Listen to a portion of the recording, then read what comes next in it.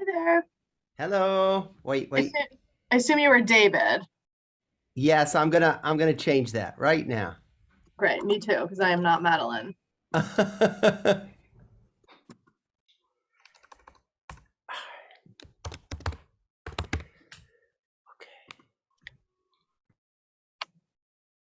are you? Oh, you're muted.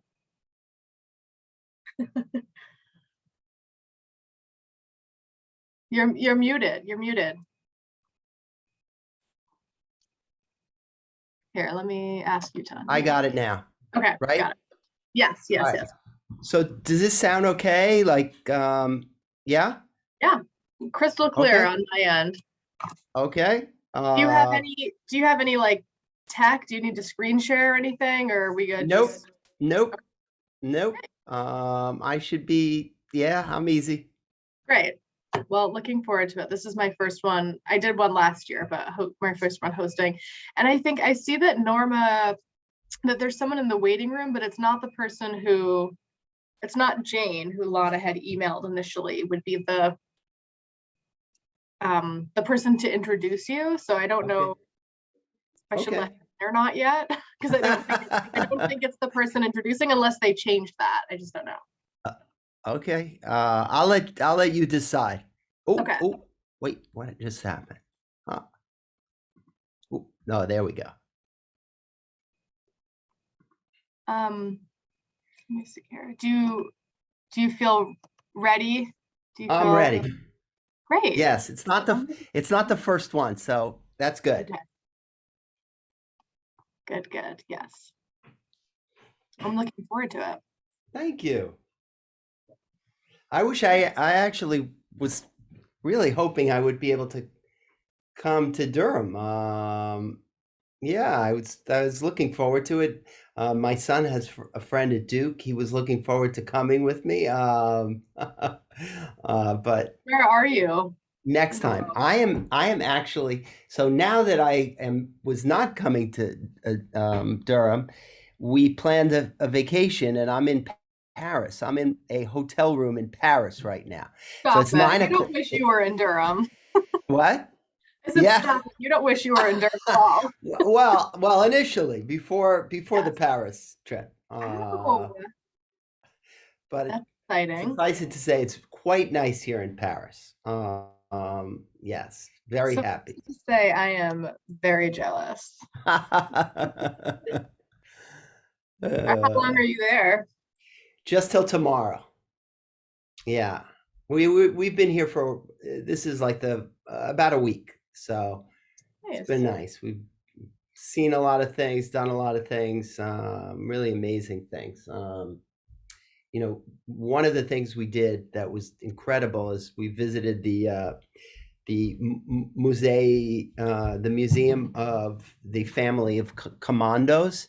Do you know that? You Mm-mm. know anything about that? It was a very wealthy Jewish family, originally from Turkey.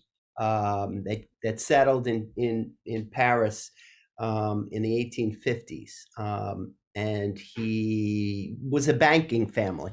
Not quite the Rothschilds, but up there with the Rothschilds. He ultimately donated his mansion to the state of France, and so now it's a museum. Um, Very cool. yeah, it's an incredible uh, museum, but the story is quite sad because so they came in the 1850s. Um, the son is the one who basically builds a new mansion for the family. His son dies in World War I. Um, and then his daughter and all their children get deported after the guy basically donates the house to the state, and there's clearly a love for the country. Right. Ouch. Everybody gets deported to Auschwitz, and there is no family left at this point. So it's just an incredible kind of story. Yeah. um, have you ever read anything by uh, Edmund de Waal. He wrote a book called The Hare with the Amber Eyes. Mm-mm. It's a very, very interesting book. That tells the story of another famous Parisian and Viennese family, the Ephrussis, also in the banking. They kind of mingled with the Similar. Rothschilds, yeah. Uh-huh. But also like what happened to them, what happened to them, and I'm not really sure how the Rothschilds sort of evaded, were able to get away without, but not quite these families. But The Hare with the Amber Eyes is very, look it up. Look It's it a up. Okay, really great. interesting book. I need a Yeah. new book to read. So And he writes also, because he's related to these commandos as an Efrusi. The guy who writes the book, he's a whatever, grandson of one of the people. He then writes something called Letters to Commando, where he's sort of writing to the person who built the mansion. He's very interested in all the collections, and anyway. De Waal writes also about this family, okay, so okay, interesting. very interesting. Yes, yes. Well, I see that Jane has not entered the waiting room yet, and Oh, Norma is still there. So I'm going to let her in, assuming that maybe she's the one who's going to do the introduction, just so that we have a few minutes, if that's the okay. case, for her to. Yeah, yeah. I might be wrong, but we'll see. Either way, because I don't have an introduction for you. If It doesn't matter. I could introduce myself if you want. I don't, it's up, up to you. because I don't think Lana's right. I mean, certainly you would do a better job introducing yourself, but if you would like for someone else to introduce you, I could do that. I just don't. Yeah, she didn't send me any script or anything, so maybe Jane will come on. I can email her while we're sitting here.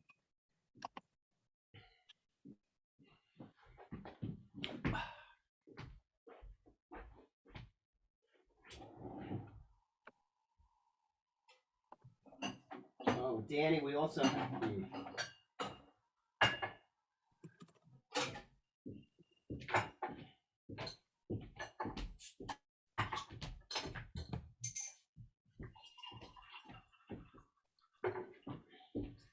Hi.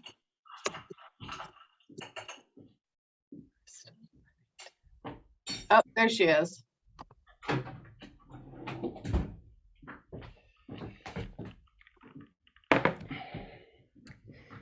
We thought I wasn't going to have an introduction. We were going to have to do this without any kind of introduction. Just move right into the. No. I'm going to introduce you. I'm joking. I know. We got I a was little like, I hope nervous. she's- Shoshana was a little nervous. She thought she might have to introduce me. She has no idea who I am, where I'm from. It was going to be a task. Don't worry. I spoke too soon. Hi, Um, Jane.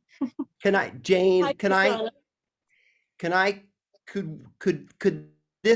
we definitely end this in an hour? Yes. Is that okay? Yes. Can you speak quickly? Yeah, no, I'm going to speak quickly. Okay. No. Um, It's not a problem. okay. I was, I was going to point out to you that where you practice dermatology Yes.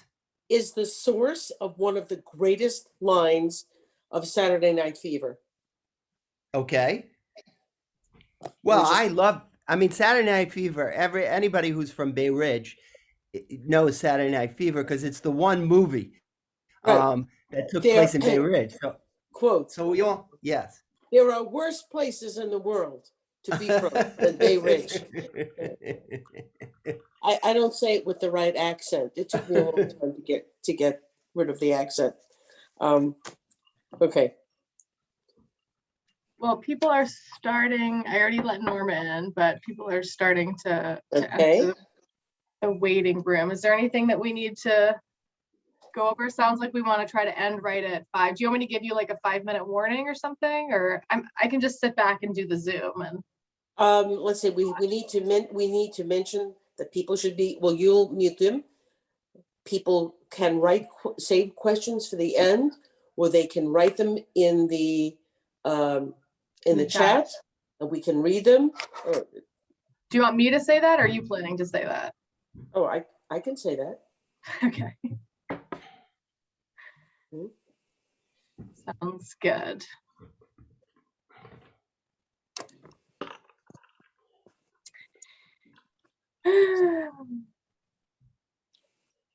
Where are you zooming in from, Jane?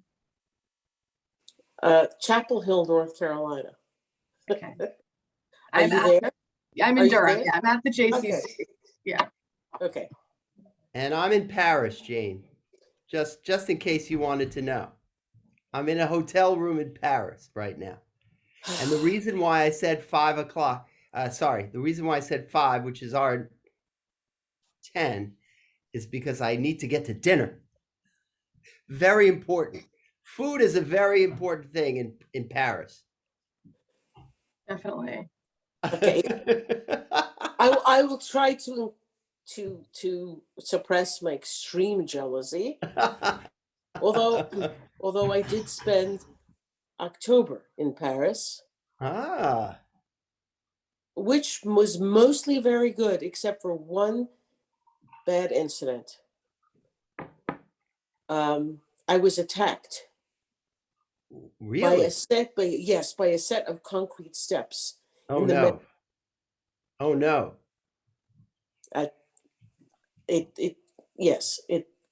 I fell, and I don't know how I was holding on, and it slowed me down. Was this at the beginning of the trip or the end of the trip? It was one weekend. Mm-hmm. So I was. How long did you spend there? A month. A month. Wow. Wow. Look at me, just sitting here in Durham. Yeah. But you're young. You have time. I have a 2-year-old, so it's not. You got to really get out of there more, Shoshana. I do. All right. Well, it's 4. Should I let people in? Why are you in Paris? How long are you there for? Where are you staying? What are you? It's just for a week. And since the Durham trip was canceled, I had to think of something, something to look forward to. C'est Brooklyn, c'est impossible. Paris, c'est une alternative. I learned I didn't speak French. Okay. Are we ready? Are we? Yes, I'm gonna start admitting. Okay. Everyone. Okay. Thank you. Y'all ready for this?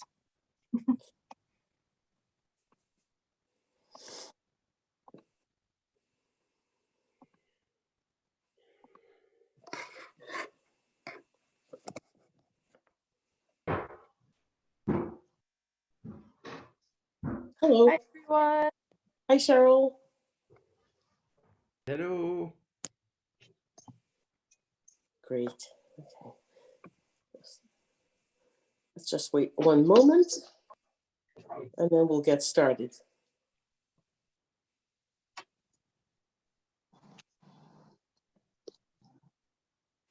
Thanks, everybody, for coming to the 4th day of Bethel Synagogues and Jewish for Goods Book Festival. Today's speaker is Dr. David Biro. I did pronounce that correctly. Yeah. Okay. Yeah. He is speaking to us today from overseas, from Paris. So if you want to speak French, be my guest. But he understands New York. He is a dermatologist based in Brooklyn. So he comes to novel writing from a very interesting viewpoint, from a medical viewpoint and from a humanistic viewpoint. He's a specialist in the medical humanities and teaches courses on literature and medicine. He is an outstanding teacher, where he's received an Alpha Omega Alpha Award for Excellence in Teaching. He's at SUNY Downstate. He's a graduate of University of Pennsylvania, Columbia Medical School. He studied at Oxford. So his credentials as a dermatologist, as a physician, are top notch. And he also has written several books. This that we read, The Magnificent Dappled Sea, is his debut in fiction, but you have a new novel coming out. It's Yes, out. it's out already. Yes, And the Bridge is Love. Right. Yes. About 3 women friends. And that should prove to be very interesting. How do you find the time to be in a practice, to do research, and to write, and to raise children? I think you're 2 people. Okay. Shortly after he received his medical degree, he himself was diagnosed. The primary symptom being extreme pain, and he's written several books about pain. So at this point, I want to turn it over to you, Dr. Biro, and discuss the book, its repercussions, and what made you write it.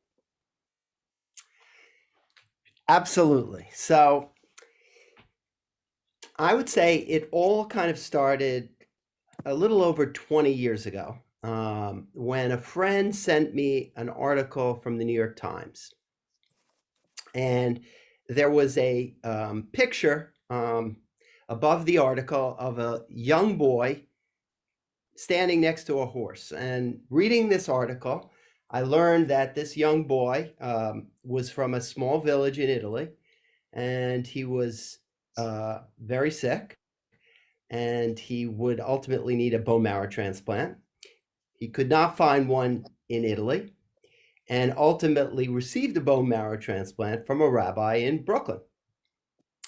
And one of the most moving parts of this story was that the townspeople where this child was from, in this small village in Italy, were so enormously grateful to this rabbi who saved this young boy, that they invited the rabbi to the town for a big celebration. So this was a story that I had read about, and it moved me.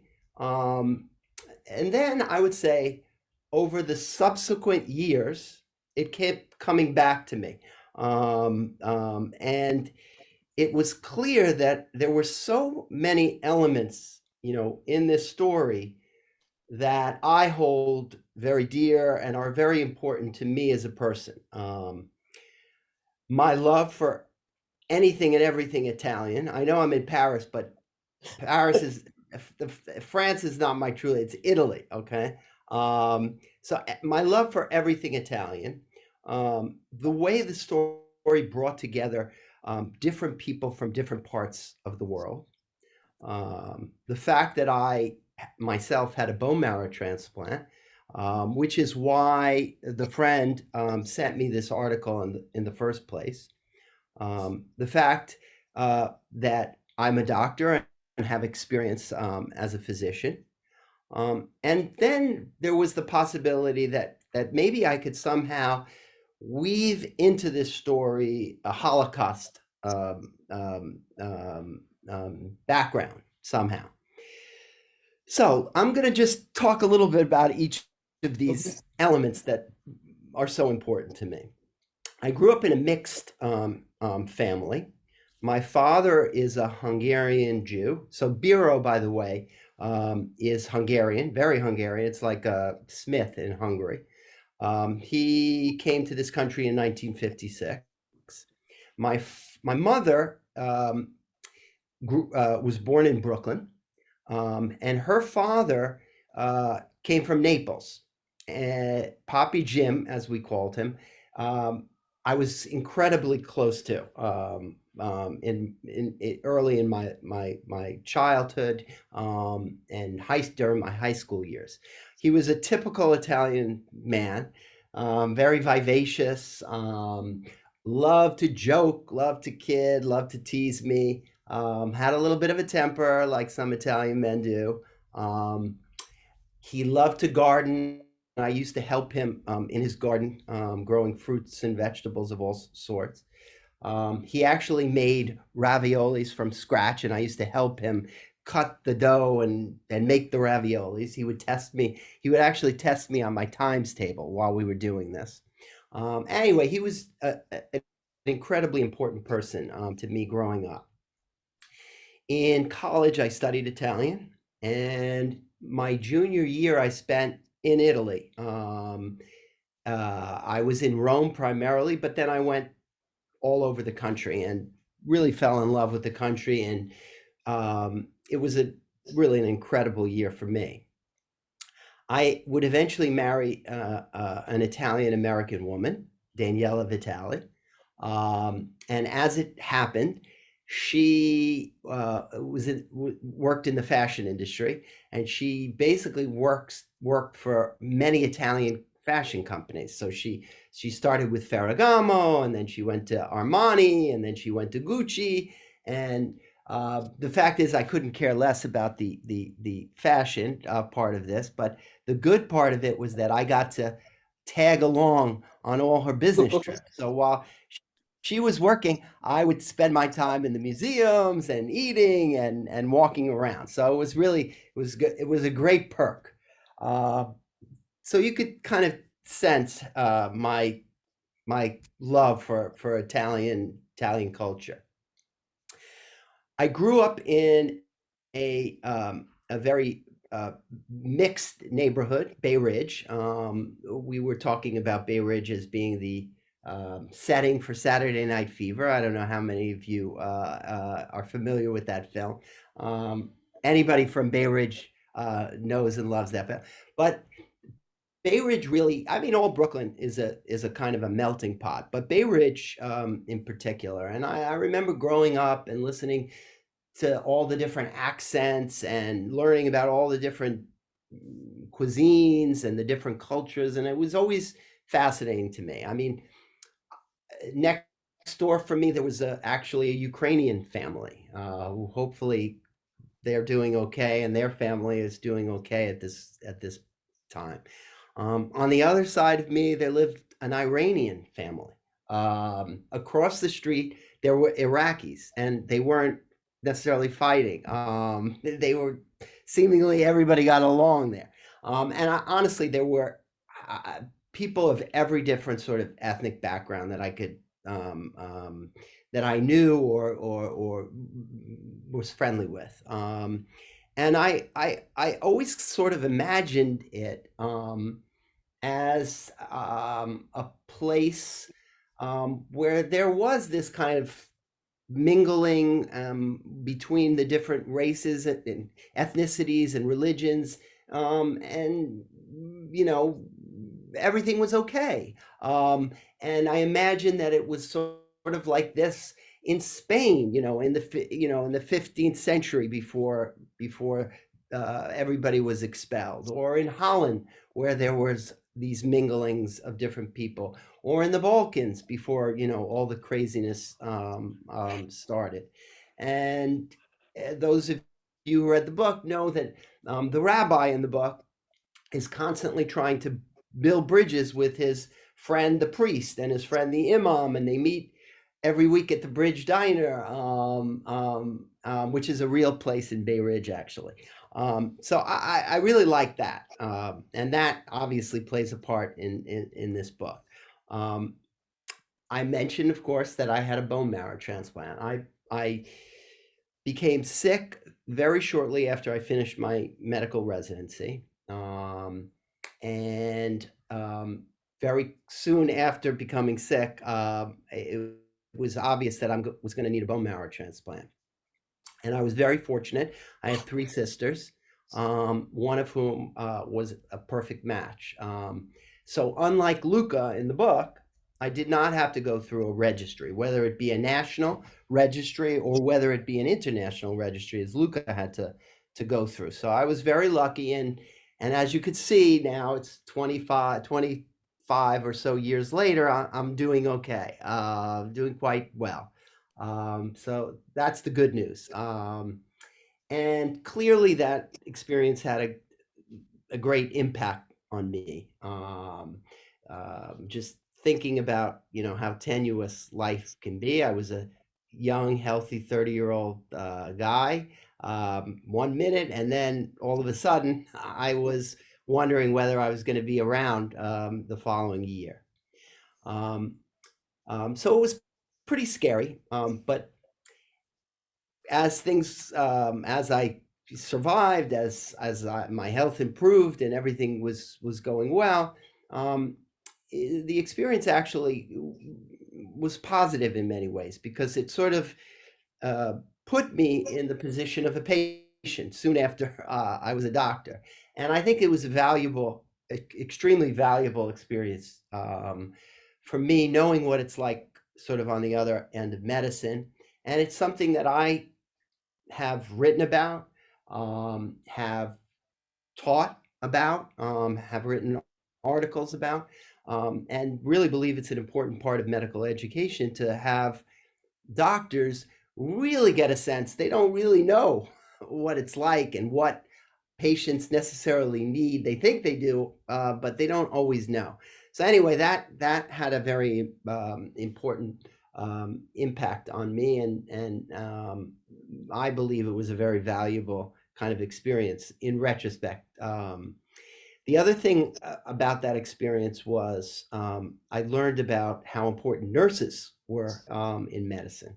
I think I was, the 2 months I spent in the hospital, I saw more, I was taken care of and saw more nurses than I did doctors, for sure. And there were many who were really incredible people. And in the book, my favorite character is Nina, who's the nurse who takes care of Luca, and is so compassionate, and eventually becomes a kind of surrogate mother to Luca. So I clearly have that experience of going through something like a bone marrow transplant. I'm also a doctor, and as a doctor, I know a little bit about the body, and there are some incredibly beautiful and awesome things about the body that I hope to capture in the book, and then share in the book. Um, One, of course, is the title of the book, This Magnificent Dappled Sea, which doesn't refer to a sea, but refers to actually what the bone marrow looks like under the microscope. And I'm just going to read a couple of sentences about that from the book. Dr. Crespi peered through the lens and adjusted the focus until the blood cells began to materialize. Red and blue and shades in between, different shapes and sizes, representing distinct lineages and stages of development. In all these years, it never failed to amaze him, this magnificent dappled sea of bone marrow, ever regenerating and replenishing itself in an ongoing cycle that made life possible. Red cells that carried oxygen to the tissues, white cells that fought off infection, and platelets that made the blood clot. Another thing I wanted to sort of get across was just the incredible nature of bone marrow transplantation, which is really only 40 plus years old as a procedure in medicine.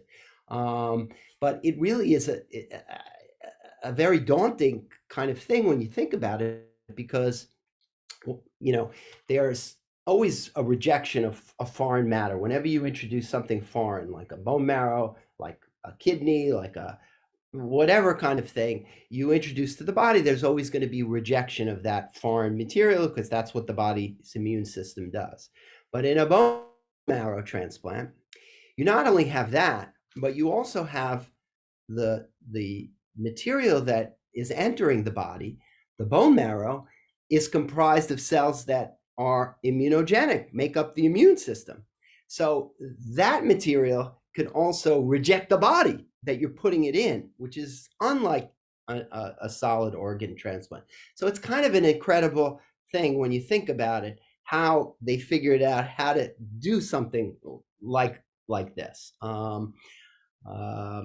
The other thing that struck me as kind of an incredible thing was the mechanism of homing. Homing is the process that's called in medicine. And one of the types of homing that occurs, there are many types of homing that occurs in the body, is how the bag of stracciatella soup, that's how Nina describes the marrow in the IV bag that goes through Luca's veins, how the cells in that marrow circulate through the vasculature of Luca and find their new home in his empty marrow cells. I'm going to read a little bit about that in the book as well. The marrow from Rabbi Joseph entered Luca Taviano's bloodstream less than 24 hours after the rabbi was wheeled into the operating room at Sloan Kettering in New York. Stem cells that would circulate through Luca's veins until they were stopped by specialized cells lining the blood vessels of his marrow cavities. Markers on the surfaces of Luca's vessel cells and the rabbi's stem cells would recognize each other and embrace, holding the stem cells in place while the rest of the blood flowed by. Chemical signals secreted by the vessel cells would then create an opening in the vessel wall, allowing stem cells to squeeze through and enter the bone marrow cavity. There they would find a new home, settle down, and hopefully start producing the red cells, white cells, and platelets needed to keep Luca alive. So some of the things about medicine and the bone marrow that are kind of incredible, I wanted that to come across in the book. As I was writing, also what started to occur to me were the parallels between what was happening in the body and what was happening outside the body. So we talked about the Dappled Sea as a description of the bone marrow, but you could think of that sort of as symbolic of the human body in general, that there's a lot of different things living inside the human body. There are bacteria that are not that are living inside our guts, for example. There are viruses, there are genomes that are inserted within our genomes. And anybody who does any kind of one of those genetic profiles, the ancestry.com, just can see all the different genes that came from all the different places. So we really are a dappled sea when you come to think of it, and not this homogeneous kind of thing that we think we really are. So there's also the homing. We just talked about homing, that the cells have to find their place in the body, in the marrow, in Luca's marrow. But there's also homing that's occurring outside the body, because Luca, when he realizes that he's not really who he thinks he is, when he finds out that his genes are not the genes of the people he thought they might be, that he had a grandfather that was not his grandfather, that was from some Eastern European place. Well, then he had to kind of think about what home was for him, who he was. He constantly talks about, after the transplant, now the rabbi is inside of me. He constantly says. So what is he? Who is he now? Is it a matter of genes and family? Could home be something outside that, completely outside that, which it is in Luca's case, because the nurse, Nina, becomes really his family, and the rabbi becomes his family. I think I was hoping to sort of get the message that the boundaries that separate, oneself from the rest of the world are definitely more porous than we might imagine. And the rabbi is constantly also talking about Luca as this mixture, muddle. He says muddle, and he contains multitudes. He repeats that line from Walt Whitman. But that is something that I wanted to come across in the book. And lastly, I talked about the Holocaust and how I was hoping that I could weave that in.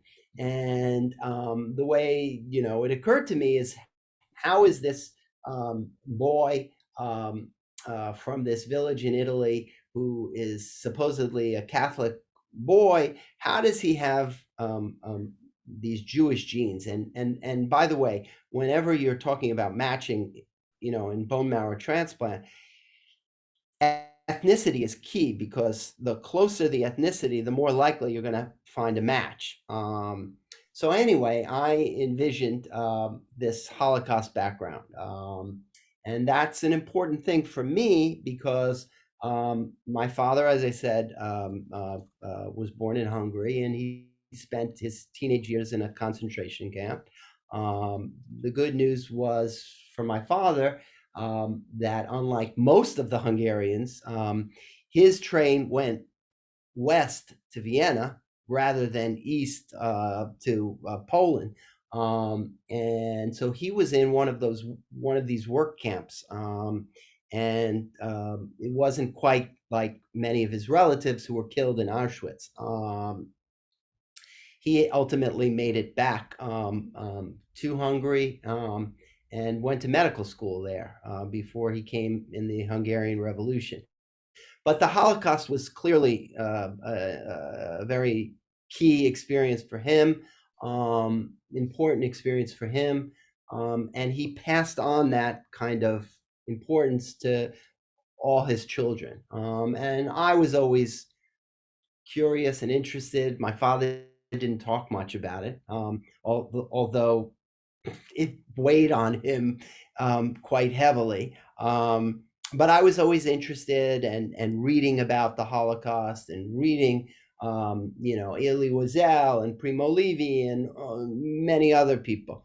I didn't really know a whole lot about the Holocaust in Italy, but did a little research on that. And actually, it was kind of surprising, some of the things that I had learned. It was a very different experience in Italy than it was, say, in Hungary and many of the other European countries. So in Hungary, of the 600,000 or so Jewish people there, 85% did not survive the war. 85% died, and only 15 or so percent survived. In Italy, the numbers are the complete inverse of that.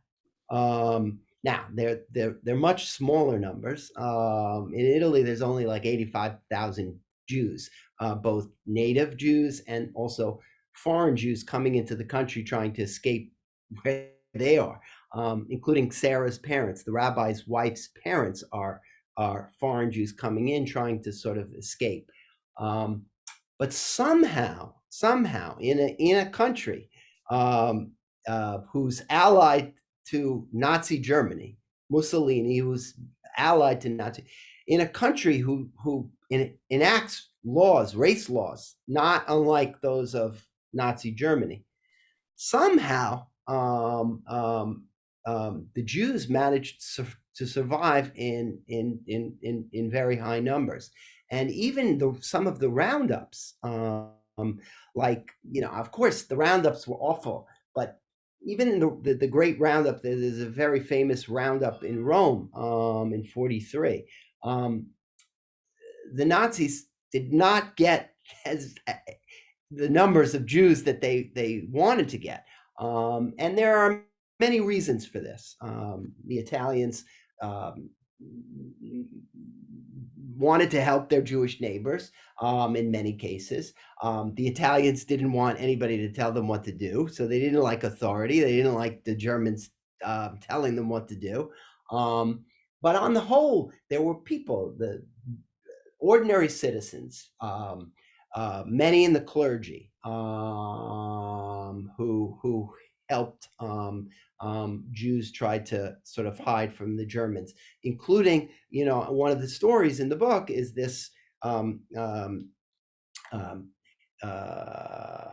priest who's escorting this party of Jews all dressed up in as nuns and priests, trying to get them out of Italy and into neutral Switzerland. And it happened. It really did happen.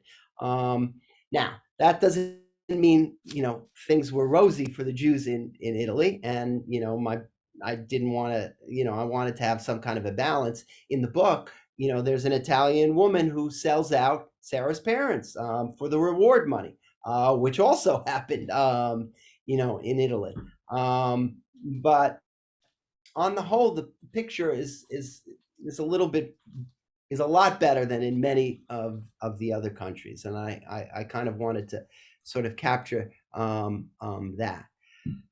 So I kind of went over all of the different elements in the book that were important to me, and sort of how I got the idea for the book.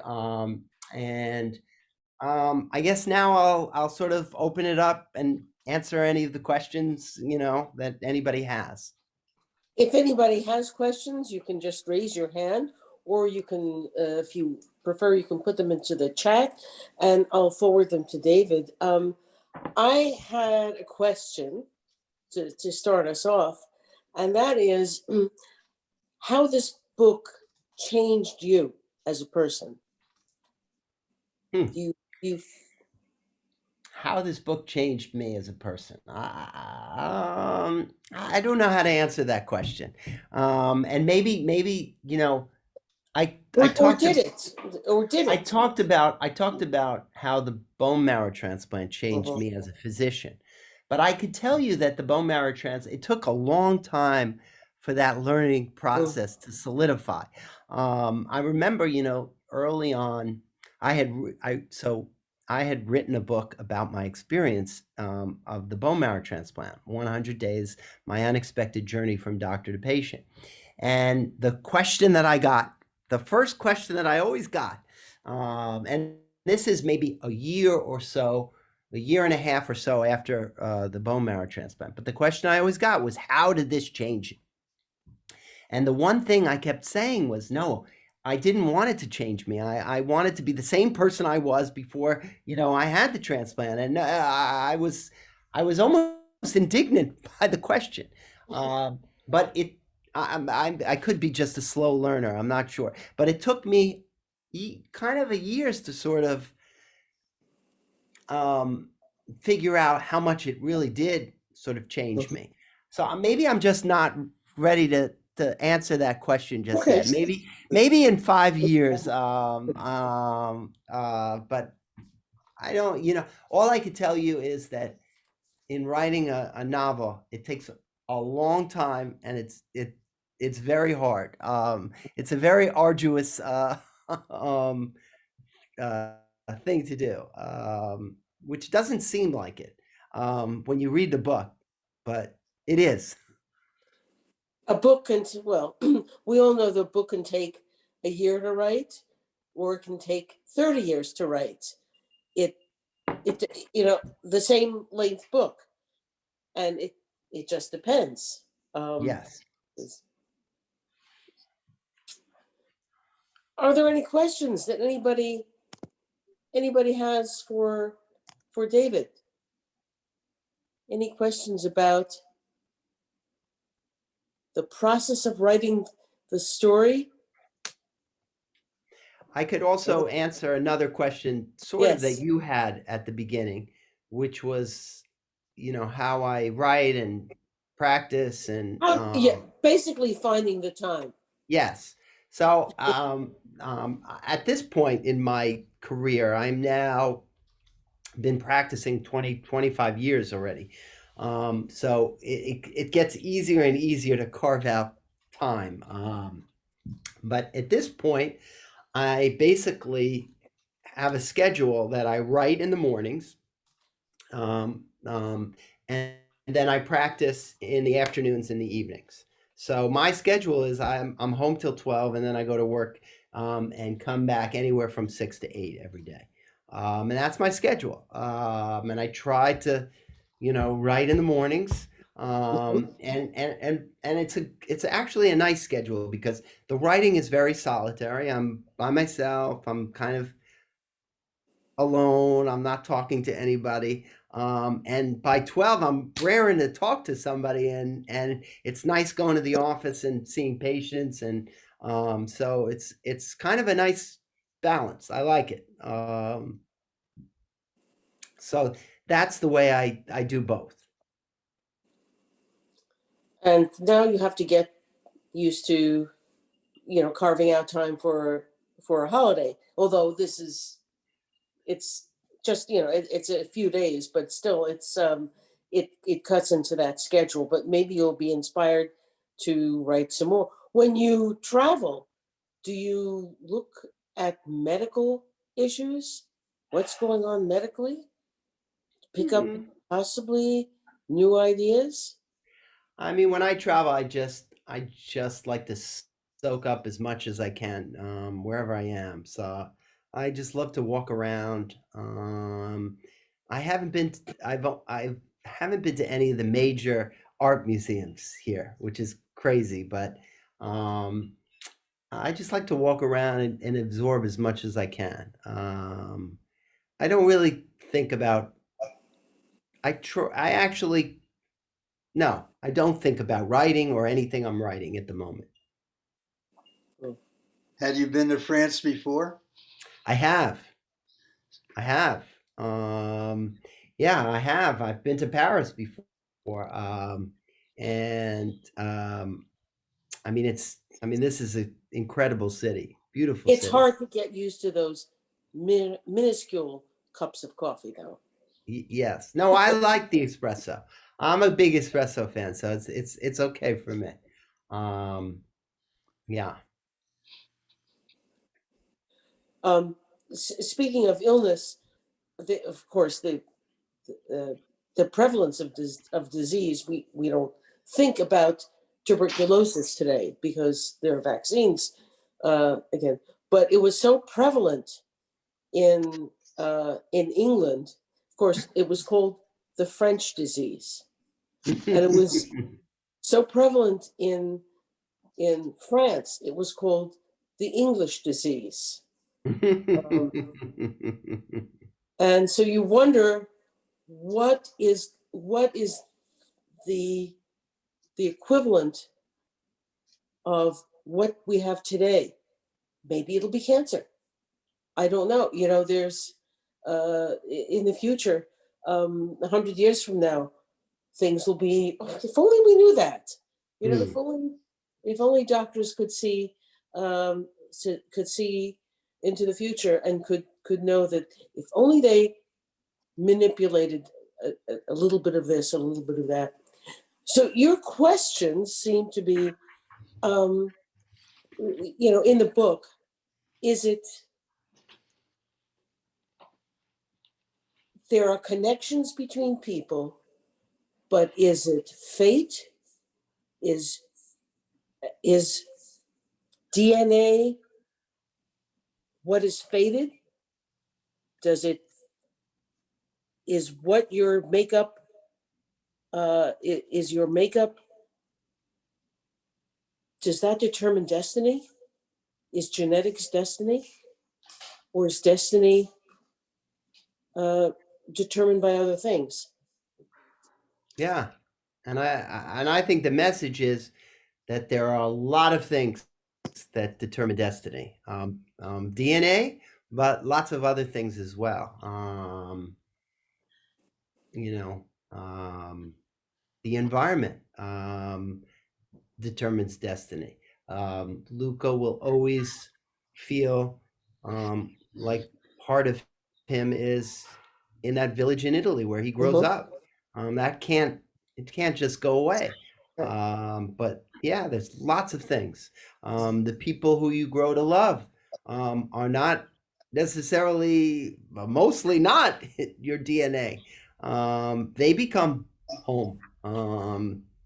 So yes, the boundaries between yourself and the world are much more porous. Horace. Yes. Rhoda, you have a question. Yeah, I have to confess that I have not read your book, but I've been wondering as you've spoken about the age of the youngster and the relationship to his age, both to his character and to the story that you originally heard. I don't know what age the boy was in the real story that you read about the transplant and what age you made your character Hmm. and just what effect that played, because it would seem to me that would be very important, the age of the Yeah. child when this happens. Yeah. Um, I tried not to focus on any of the details of the real story, because I wanted to make everything my own. In my story, the child is 9 years old when he gets sick, and it is important because this is when he's wow. Um, Also, this is when he's,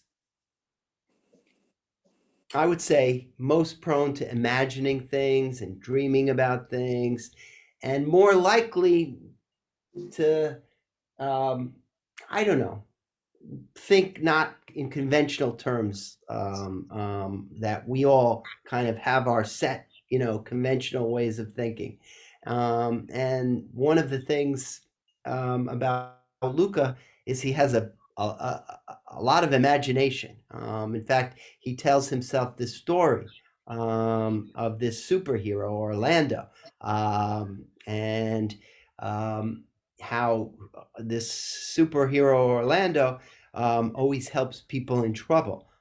And that's one of the ways that Nina first connects with him, because she sees him in the distance on the ward talking to himself, and she ultimately realized that he's telling himself this story of this um, um, person who helps people in trouble, and it kind of melts her, and she becomes, attached. Not just then, but over time. But that's the first point at which this occurs.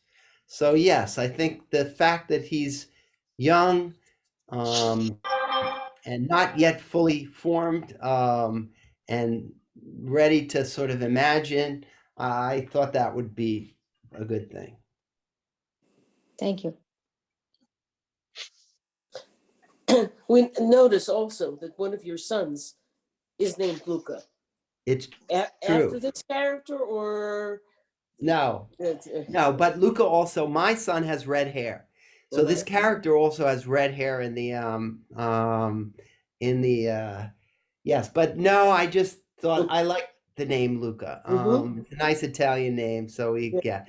And my other son is named Daniel, Daniel. and Daniel gets a brief moment in the book because Daniel is the name of the real grandfather. His real grandfather from Czechoslovakia.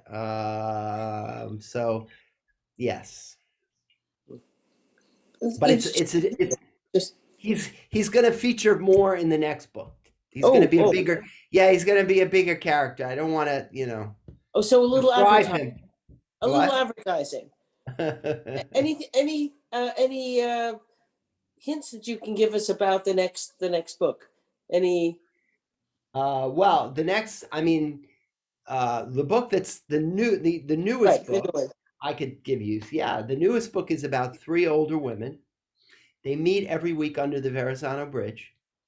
Wait, new Brooklyn side or The the Brooklyn side, okay, because it takes place in Bay Ridge, where all my Okay. settings take place. okay. And one of the ladies is turning 80, and she decides that they had enough watching the boats pass by. They have to do something big before it's too late. And that's where things get a little into trouble, because each of the women have different ideas of what big means. So, but that's a story of these three women, their friendship, how they meet, what happens to them. Yes. and another Bay Ridge story. Mhm. Yeah. Okay. Well, we'll look forward to that, to read that, Okay. and wish you. Are there any further questions? He's one in There the was a- chat. Yeah, there was a Yes. question in the chat. Oh, didn't see. Okay. The difference between novel writing and medical writing. It's a big difference. It's a Novel big writing difference. doesn't have to be true. No, it does not, and often is not. I mean, you know, well, first of all, there's just a difference between writing fiction and nonfiction. Forget whether it's medical or non-medical, but nonfiction and fiction. My first book was a memoir, so I kind of knew all the facts up ahead. There was nothing that I didn't know. Although, one of the things you said was, what do you learn from writing things? And you do learn things as you go, even in nonfiction. As you're thinking about things that are happening, you kind of realize things that you didn't necessarily fully appreciate before you started writing. But in general, it's all there. And so you have it in front of you. With a novel, it's not all there. It has to be made up. And that could be really tricky. And that takes a lot more, at least for me. Much easier to do the nonfiction than it is the fiction. Yeah.